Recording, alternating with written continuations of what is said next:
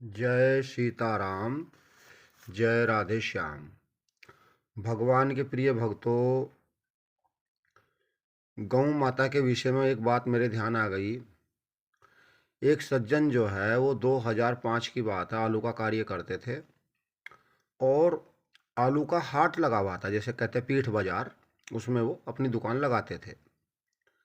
तो एक बार वहाँ पर एक गाय आ गई और गाय उनका आलू खाने लगी और वो वहाँ पे थे नहीं उस समय। जब वो आए उन्होंने देखा कि गाय आलू खा रही है, तो उन्होंने उठा करके गाय के 2 किलो का बाट मार दिया और धूप गर्मी का समय था, कुछ दूर जाके गाय नीचे गिर गई। काफ़ी लोग इकट्ठा हो गए। अब उसे लगा कि लोग मेरी पिटाई करेंगे, लेकिन उसने ज़मीन पे जाके गाय के पास जो है एक बांस का डंडा ऐसे ज़मीन पे पटक दिया और गाय उठ करके चली गई। तब उसका जो है पिटाई से भी उसकी जान बच गई। लेकिन भगवान के प्रिय भक्तों, कुछ ऐसा हुआ कि उसके बच्चे बीमार रहने लगे, उसके कारोबार में घाटा हो गया और चारों तरफा से उसको हानि होने लगी। उसकी दुकान पे ग्राहक आने बंद हो गए, यानी उसका बुरा समय शुरू हो गया। और इतना बुरा समय शुरू हो गया कि घर में खाने के भी लाले पड़ गए और इसी समय उसे 5-6 लाख रुपए का व्यापार में घाटा हो गया। तो ये बात जो थी जवालापुर की थी और वहाँ से, जवालापुर हरिद्वार की बात है, वहाँ से वो लोग जो है फिर रुड़की आ गए। रुड़की फिर 2007 में उन्हें एक सज्जन आदमी मिल गए। उन्होंने अपनी पूरी बात उन सज्जन व्यक्ति को बताई कि हम इस तरह से परेशान हैं और हम जो भी कार्य करते हैं उसमें नुकसान ही होता है। तब वो सज्जन व्यक्ति कहने लगे कि रुड़की में चामुंडी गौशाला है, वहाँ पर जो है उस समय 60 गायें थी लगभग। कहा कि आप वहाँ जा करके सुबह ही सुबह गाय का जो गोबर है उठा करके वहाँ पे कुल्डी पे खत्ते पे डालना शुरू कर दो। ये गाय माता की सेवा होगी, आपके अच्छे दिन शुरू हो जाएंगे। अब उस व्यक्ति ने ऐसे ही किया। सुबह ही गए 6 बजे, गाय माता का जो है गोबर है वो तसले में भरा और खत्ते पे डालना शुरू कर दिया, कुल्डी पे।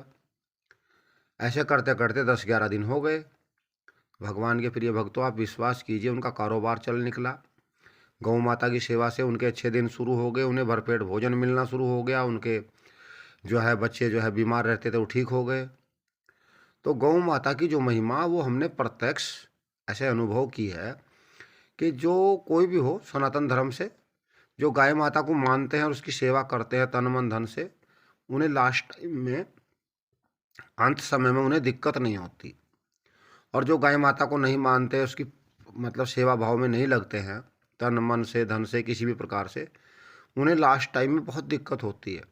बहुत पैसे अस्पतालों में खर्च हो जाते हैं और उनको कोई झगड़ा बीमारी कुछ ना कुछ लग जाती है, क्योंकि सुख भगवान के हाथ में है और भगवान गौ प्रेमी है।